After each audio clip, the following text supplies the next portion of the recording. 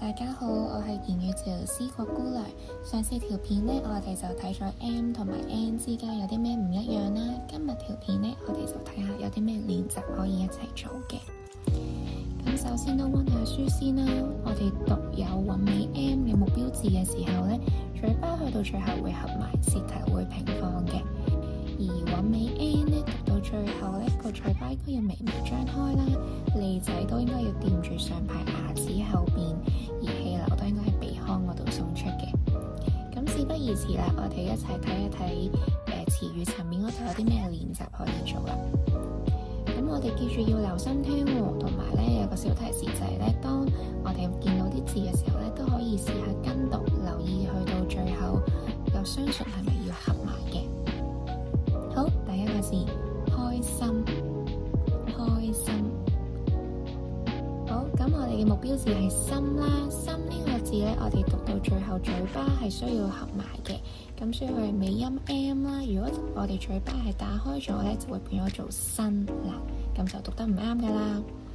好，第二個目標字森林，森林。咁我哋就睇翻個林字啦。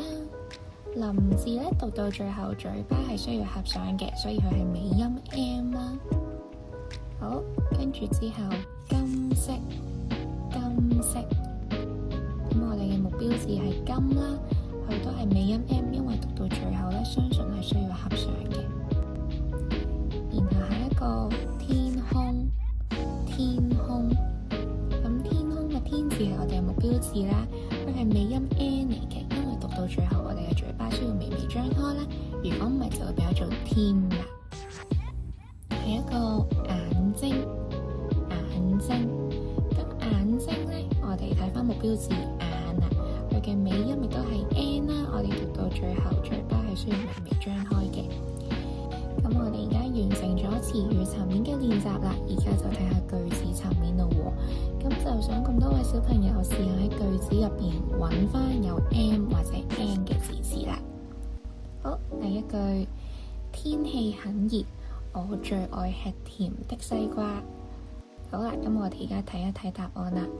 好，天氣很熱個天字啦，我最愛吃甜的西瓜，甜字啦。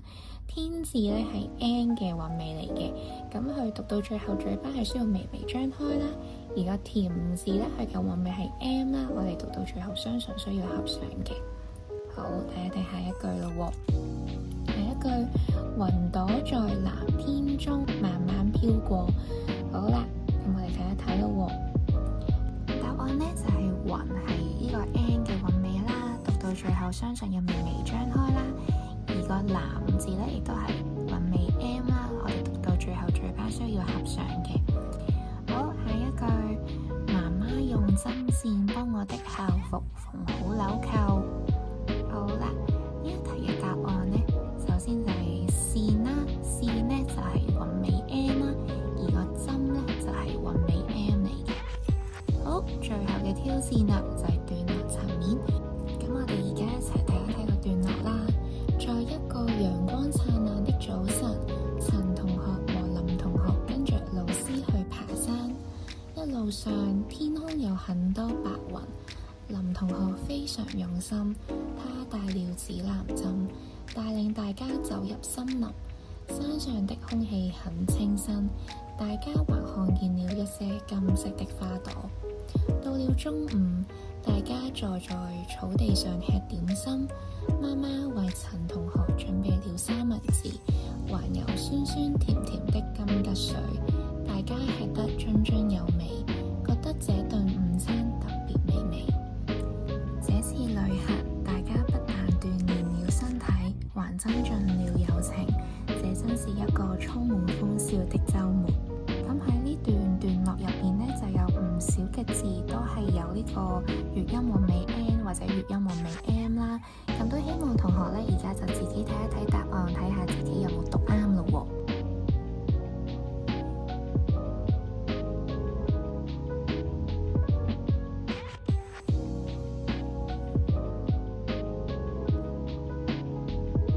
咁最後有個總結啦，就係我哋要記住，如果要讀一啲呢有粵音韻尾 M 嘅字呢，讀到最後嘴巴需要合上。